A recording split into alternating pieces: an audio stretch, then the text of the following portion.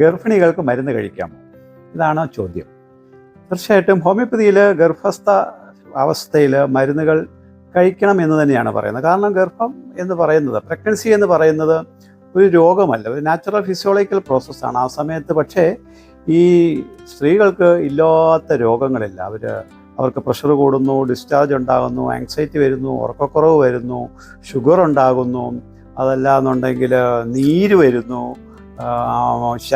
ഛർദി ഉണ്ടാകുന്നു. ഇങ്ങനെ അസംഖ്യം രോഗലക്ഷണങ്ങളാണ് ഈ സമയത്ത് കാണുന്നത്. അപ്പോൾ ഇതൊക്കെ ഒരു പ്രഗ്നൻസി എന്ന് പറയുന്ന ഒരു എക്സൈറ്റിംഗ് കോസായിട്ട് അവിടെ പ്രവർത്തിക്കുന്നു എന്നുള്ളതാണ്. ആ സമയത്ത് ഒന്നെങ്കിൽ അടിച്ചമർത്തി വെച്ചിരുന്ന രോഗങ്ങൾ അല്ലെങ്കിൽ ഫ്യൂച്ചറിൽ വരാൻ പോകുന്ന രോഗങ്ങൾ ഈ സമയത്ത് വെളിച്ചത്ത് വരുന്നു എന്നുള്ളതാണ്. ഈ സമയത്ത് ശരിക്കും മരുന്ന് കഴിക്കുമെന്നുണ്ടെങ്കിൽ എല്ലാ പ്രഗ്നൻസിയും സേഫ് ആയിരിക്കും, ഡെലിവറി സേഫ് ആയിരിക്കും. ഹെറിഡിറ്ററി ടെൻഡൻസീസ് അപ്പനപ്പൂപ്പന്മാരിൽ നിന്ന് കൊച്ചു കുട്ടികളിലേക്ക് പകരുന്ന അല്ലെങ്കിൽ ഹെറിഡിറ്ററി ആയിട്ടുണ്ടാകുന്ന രോഗങ്ങൾ, ശ്വാസമുട്ടൽ അല്ലെങ്കിൽ ക്യാൻസർ, അതല്ലെങ്കിൽ ഡയബറ്റീസ്, അതല്ലെങ്കിൽ മറ്റ് മാരകമായ രോഗങ്ങളൊക്കെ ഈ യൂട്രസിൽ വെച്ച് തന്നെ നമുക്ക് പ്രിവെൻറ്റ് ചെയ്യാൻ സാധിക്കും.